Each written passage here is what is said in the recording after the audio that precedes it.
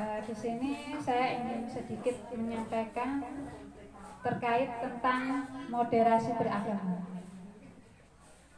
Moderasi beragama. Ibu-ibu sudah pernah dengar apa itu moderasi? Belum ya? Moderasi beragama itu kalau bahasa kita itu sekarang kita lagi kampanye mengkampanyekan bahwa Indonesia saat ini sedang membutuhkan moderasi beragama. Apa itu moderasi beragama? Moderasi itu sama dengan di tengah-tengah, tidak berlebihan dan juga tidak fanatik ataupun yang menimbulkan tentang kekerasan. Karena kondisi saat ini di Indonesia itu sangat luar biasa ya Bu ya, dengan beraneka ragam adat dan budaya, suku-suku begitu banyak, sukunya yang berbangsa-bangsa yang membuat Indonesia itu plural atau berbeda-beda, yang mana menimbulkan apa Bu?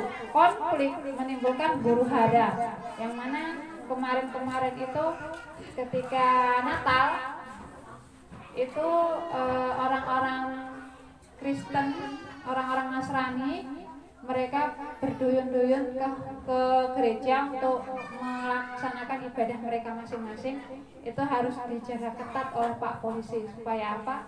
Mereka ketika masuk diperiksa mereka membawa bom atau tidak, membawa senjata atau tidak, seperti itu. Karena pernah kejadian ketika mereka sedang kusuk beribadah, menurut mereka, kepercayaan mereka, tiba-tiba bom meledak. Katanya bom bunuh diri. Siapa yang bisa membunuh orang-orang Nasrani yang selain Islam, maka mereka adalah mati syahid. Tapi itu sebenarnya tidak benar, tidak diperbolehkan. Islam tidak mengajarkan kekerasan, tapi Islam mengajarkan kasih sayang. Islam mengajarkan untuk saling hormat, menghormati, seperti itu. Jadi itu tidak dibenarkan yang katanya bom bunuh diri. Sedangkan bunuh diri sendiri aja dalam Islam itu hukumnya haram. Sudah pasti orang yang bunuh diri itu masuk kemana Bu? Neraka. Jangan dianggap bunuh diri itu terus sudah bebas, merdeka saya. Tapi sesungguhnya ada masalah baru di sana, dipertanyakan, kenapa kamu bunuh diri? Bukankah dalam Islam diajarkan untuk bersabar, bertawakal kepada Allah, tidak dibenarkan untuk bunuh diri. Ya, tentang moderasi beragama gitu ya. Nah, di sini intinya itu kalau kita dalam bahasa permainan, bermain sepak bola, itu moderasi itu kita itu seperti seorang wasit. Ya. Wasit itu pemain sepak bola apa bukan Bu? Bukan ya. Wasit itu adalah penengah antara kelompok A dan kelompok B. Begitu juga kita. Kita sebagai Islam itu tidak boleh berlebih-lebihan dan juga tidak boleh fanatik. Tapi kita juga menghormati agama lain. Tidak dengan kekerasan, karena Rasulullah pun berdakwah dengan lemah lembut, tidak pakai kekerasan ya Bu ya. Bahkan kalau bisa berdamai saja. Yang mengajak perang lebih dulu itu bukan Nabi Muhammad ya, tapi musuh-musuhnya ya. Seperti itu. Ketika Nabi Muhammad berdakwah dilempari oleh kotoran unta, itu pun Nabi Muhammad tidak membalas. Jika seandainya saja Nabi Muhammad pada waktu itu marah, ya Allah, saya tidak terima saya diperlakukan seperti ini oleh kaum saya, maka berikanlah azab untuk mereka. Tapi itu Rasulullah tidak melakukan, tapi dilakukan oleh nabi-nabi terdahulu. Kaum Nuh, kaumnya Nabi Nuh, kaumnya Nabi Lut. Waktu dulu itu kan, ketika mereka sudah tidak menerima dakwahnya para nabi, maka azab yang bermain, yang memusnahkan mereka, seperti itu.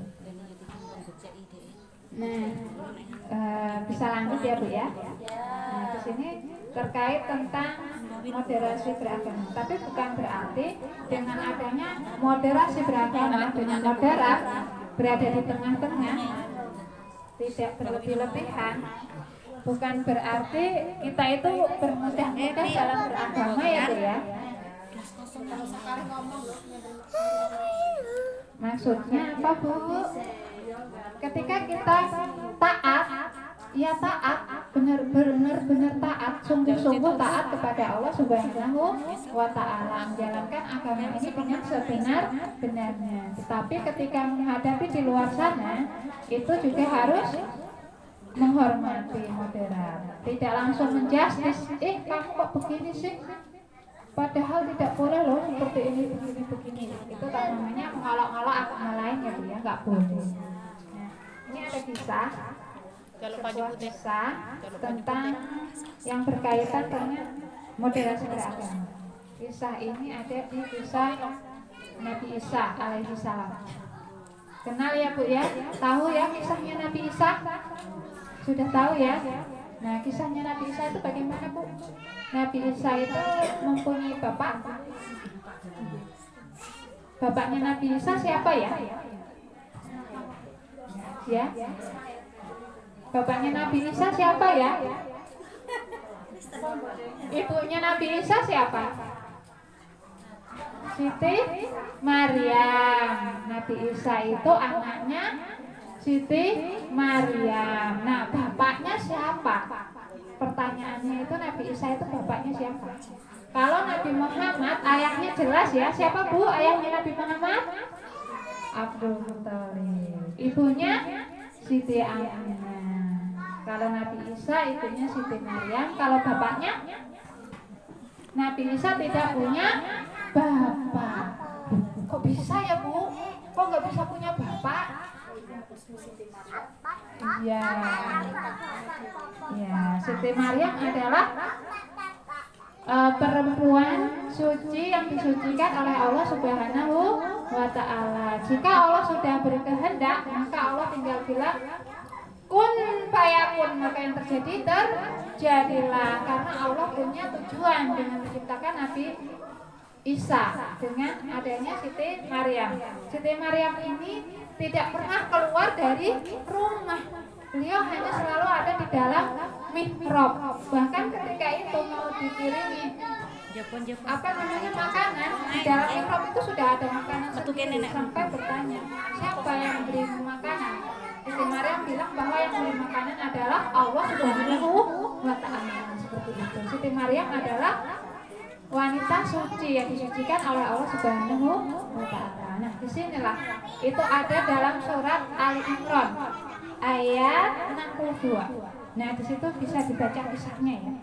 Karena pada waktu itu Nabi Allah itu langsung bilang bahwa saya akan meniupkan roh di dalam perutmu.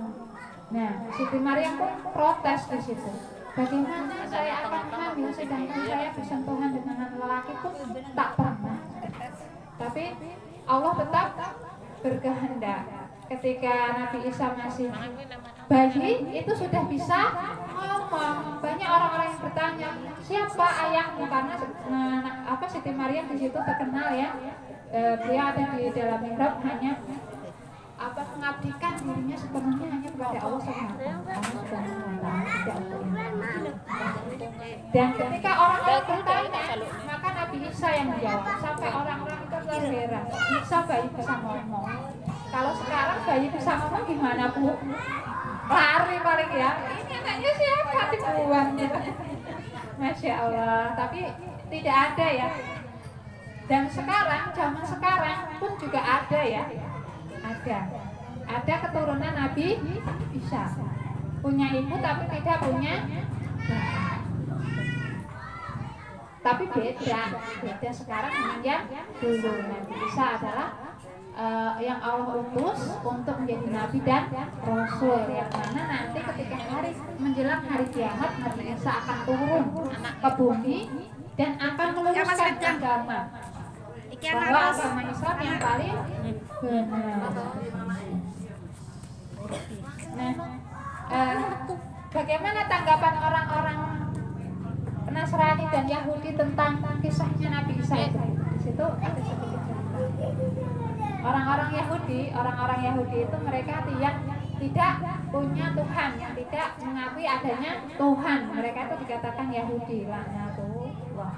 Nah, itu mengatakan bahwa Nabi Isa itu adalah hasil perbuatan zina. Mereka mengatakan seperti itu. Mereka menganggap seperti itu ya. Kemudian orang-orang Nasrani itu orang-orang Katolik ya Bu, orang Katolik, orang Kristen itu mengatakan bahwa Nabi Isa itu anaknya siapa Bu? Anaknya Tuhan. Nah, sedangkan Tuhan itu tidak beranak dan tidak diperanakkan. Dalam Islam dijelaskan seperti itu ya Bu ya. Di dalam Al-Quran ada ceritanya. Di surat Ali Imran ayat 62. Di situ dijelaskan bagaimana tentang kisah Nabi Isa. Nah, bahwa Nabi Isa itu diagung-agungkan, bahwa Nabi Isa itu adalah Tuhan mereka, seperti itu. Tapi dengan adanya seperti ini bukan berarti kita mengolok-olok kepercayaan mereka. Kalau ada orang Kristen, kamu tuh aneh, masa Nabi Isa dikatakan Tuhan? Tidak boleh seperti itu ya Bu ya. Kita tetap harus menghargai kepercayaan mereka. Kita tidak berhak untuk mengolok-olok mereka, tidak berhak menjelek-jelekkan mereka. Tuh, karena mereka percaya seperti itu, kita cukup berdoa saja semoga Allah memberikan hidayah kepada mereka yang sungguh-sungguh beriman dan bertakwa. Ada kok banyak orang-orang Nasrani itu yang banyak masuk Islam, banyak ya Bu ya. Sekarang itu sudah sangat banyak sekali. Ketika para ilmuwan pergi ke bulan, itu orang Nasrani. Dan ketika kembali ke bumi, dia langsung baca syahadat, langsung mengucapkan ikrar bahwa dia masuk Islam, karena betapa luar biasanya Allah menciptakan alam semesta dari situ. Kemudian ada juga pendeta yang kemudian masuk Islam, ada juga. Itu adalah kuasa Allah Subhanahu wa Ta'ala. Seperti halnya kita yang berdakwah menyampaikan walaupun satu ayat, kita tidak menjamin yang kita kasih tahu, yang kita sampaikan itu mereka akan meyakini apa yang kita bicarakan. Bahkan saya juga tidak akan tidak menjamin seluruhnya ibu-ibu yang ada di sini itu mendengar apa yang saya sampaikan. Paling sejumlah dua itu silahkan bahwa alam sawab, silahkan, saya hanya sekedar menyampaikan. Kalau itu bermanfaat untuk kita semuanya, alhamdulillah. Karena tugas saya sebenarnya hanyalah menyampaikan. Selanjutnya itu adalah urusan Allah Subhanahu wa Ta'ala, karena hidayah itu datangnya dari Allah. Bukan tugas kita untuk mengislamkan orang tertentu, bukan tugas kita untuk mengimankan orang tertentu, bukan tugas kita untuk menjadikan dia orang baik. Bukan tugas kita, tapi tugas kita hanya menasehati. Nasihat dan menasehati dalam kebaikan. Nah, kembali lagi ke kisah tadi. Kemudian bagaimana pandangan orang Islam terhadap kisah Nabi Isa? Nah, di situ Islam mengatakan bahwa Nabi Isa adalah anak dari perawan suci. Perawan suci ya Bu ya. Perawan suci yang tidak pernah disentuh tapi hamil. Perawan suci Maryam yang kemudian diutus sebagai nabi dan rasul. Bahkan di situ ada kisahnya bagaimana Siti Maryam ini melahirkan. Harus gandolan sama pohon kurma, suruh gandolan. Kalau dia kelelahan setelah anaknya keluar, Nabi Isa keluar, Siti Maryam suruh menggoyang-goyangkan kurma, pohon kurma. Coba pohon kurma itu kayak semacam pohon kelapa ya Bu ya, digoyang-goyangkan gitu. Kemudian kurma itu langsung berjatuhan di bawahnya dan bisa dimakan oleh Maryam biar kekuatannya pulih. Kemudian ingin minum, di sampingnya itu ada air yang mengalir, susu, berupa susu. Itu diminum sama Siti Maryam. Coba siapa yang melakukan seperti itu kalau bukan Allah Subhanahu wa Ta'ala? Kalau manusia tidak mungkin, gitu ya Bu, kecuali tukang sihir. Tukang sihir pun dibantu oleh siapa Bu? Tukang sihir, tukang sulap itu dibantu oleh siapa Bu? Oleh jin. Ya, oleh setan. Juga dengan yang bisa dengan kekuatan-kekuatan yang tidak bisa dibunuh, yang tidak bisa itu kan ada bantuan itu Bu. Kalau murni dia manusia, dia pasti bisa dibunuh dan juga berdarah. Nggak ada manusia yang kebal. Gitu ya Bu ya. Oke.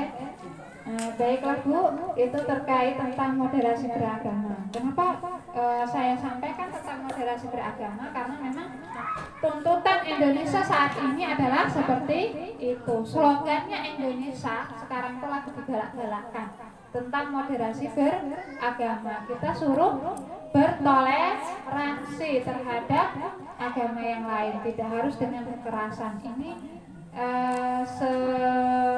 searah dengan radikalisme dan aliran-aliran baru. Kita bisa melihat, bisa memilih mana yang baik dan mana yang tidak baik. Seperti itu ya Bu ya.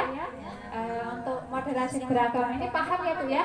Paham. Intinya kita berada di tengah-tengah, tidak boleh berlebih-lebihan. Karena agama Islam adalah rahmatan lil alamin. Mungkin itu ya Bu ya yang saya sampaikan.